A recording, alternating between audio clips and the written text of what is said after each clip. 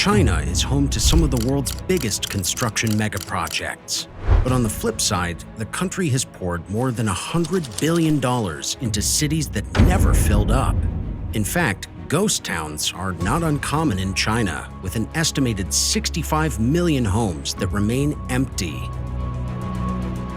In today's video, we take a closer look at 5 of China's biggest ghost towns and explore the gap between extreme vision and a tragic reality.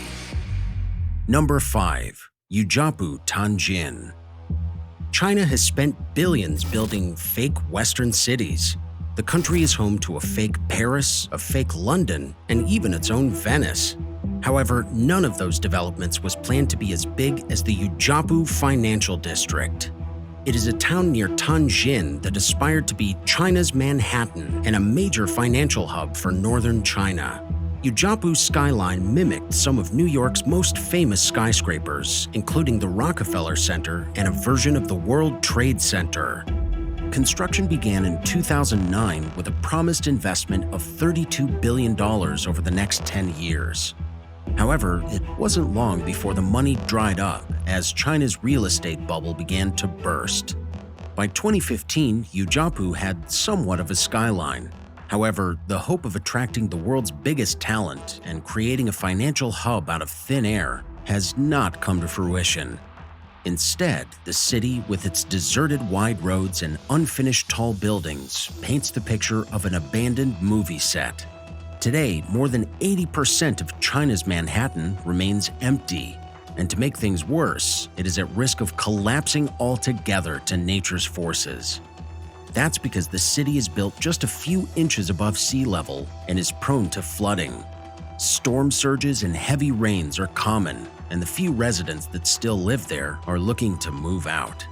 The promise of the world's largest financial district has faded away, and what was supposed to be home to 1.2 million residents is a ghost town of less than 60,000 people. Number 4. The Xiangwin International Project. China's Hebei province has a population of 75 million.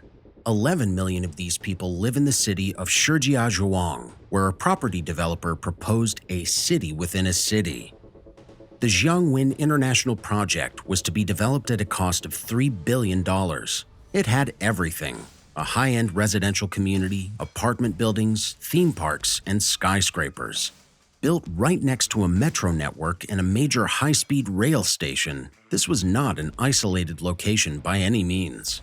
It is also why the project gained immediate success after construction began in 2009. More than 700 housing units were sold in the first 2 years, and there was no shortage of clients for the apartment buildings. However, everything came crashing down in 2014 when the developers behind the project were put under investigation on corruption charges. Those charges were proven right in 2017, resulting in jail sentences. The developer declared bankruptcy soon after, crashing the property prices and leaving the project unfinished. The Xiangwin International Project is still surrounded by a bustling city. However, inside the premises is a completely different story. Thousands of homeowners have failed to move in after the government took over the project, turning the project into a ghost town. With dreams of a new metropolis fading, the location has turned into a tourist attraction and is frequently visited by vloggers trying to cash in on a deserted film set. Number 3. State Guest Mansions. In 2010, a Shanghai-based real estate developer called the Greenland Group tried building a small town in the hills of Shenyang, about 400 miles northeast of Beijing. The plan was to build 260 extravagant mansions for the high society, a 5-star hotel, a convention center, and a golf course. Construction began with optimism, and the mansions found steady customers. But like many of China's real estate developers in recent years, the Greenland Group defaulted on its debts just 36 months after construction began. Just 5% of the mansions were sold at that point, and no further development has occurred since. The rows of unfinished mansions seem haunted from afar as they are left to rot in a remote area. The only visitors are herds of cattle and the local farmers who have now begun to reclaim their land. The lines between the villas are now being used for future crops, and the deserted garages are now storage facilities for the farmers. Dust covers the expensive furnishings of the incomplete houses, while the chandeliers and paintings remain untouched. There is no official news on what the future holds for the development that was supposed to be a playground for the rich. As with many other abandoned cities, the mansions are now a popular destination for those seeking adventure. Number 2. Forest City. China's real estate market has collapsed with a bang in recent years, and you don't have to be in the country to feel the aftershocks. In fact, arguably China's biggest real estate failure happened at Forest City, a $100 billion megaproject first announced in Malaysia in 2006. Behind the project was China's biggest property developer, Country Garden, and they proposed an insane modern city connecting Malaysia with Singapore. Forest City would rise from reclaimed land on 4 artificial islands half the size of Manhattan. It was supposed to have everything that a big metropolis has merged within a forest ecosystem. The city even had its own customs facility to allow the residents to move freely to Singapore and back. Planned to house 1 million people, most of the city's new residents were supposed to be Chinese investors looking to buy cheaper waterfront properties outside of China and use them as vacation homes. However, the project, once described as a living paradise by the Country Garden president, now paints a picture of an abandoned ghost town. The problem started with Chinese investment. In 2019, more than 80% of the property owners at the development were Chinese, and the Malaysian government had given them a free pass to the city. But that posed a problem for the locals, as property prices got so inflated that they could not afford a residence in Forest City. This meant that the city would eventually be inhabited by foreigners, something that caused outrage on the local level. Political opposition to the project grew, and the new government, headed by Mahathir Mohamad, introduced bans on foreigners buying properties at the development.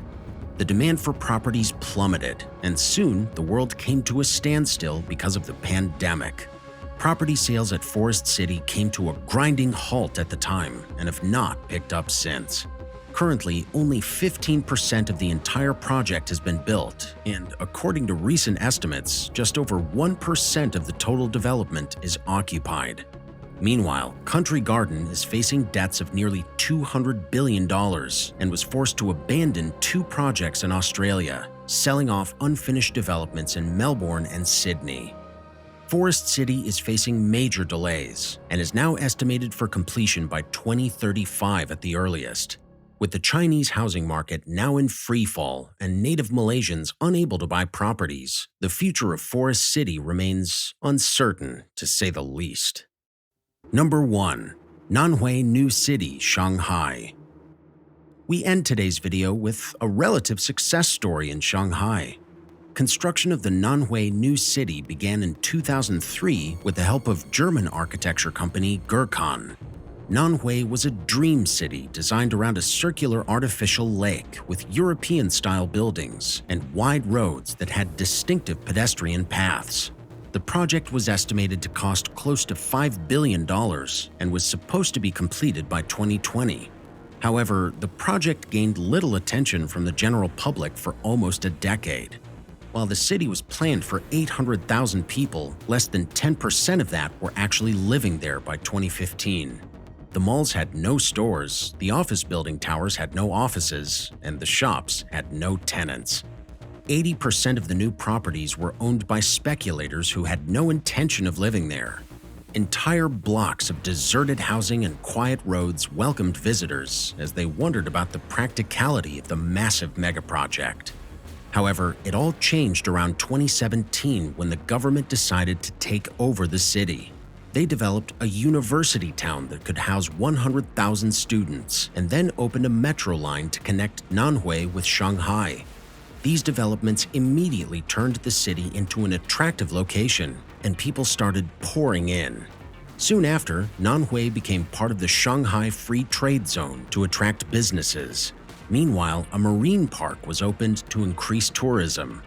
These developments proved to be a game changer, as Nanhui New City is now home to 600,000 people and can no longer be termed as a ghost city. Instead, it now serves as a blueprint for future similar developments as the world grapples with extensive urbanization and stretched city centers. China's ghost cities have become a major topic of interest and have generated intense debate over speculative real estate in recent years. However, China maintains that the ghost cities of today will turn into huge successes of the future. But what are your thoughts on these massive abandoned developments? Do you think they have a bright future, or are they bound to fail? Let us know in the comments below, and keep following SIGNUM for the latest updates on the world's biggest megaprojects.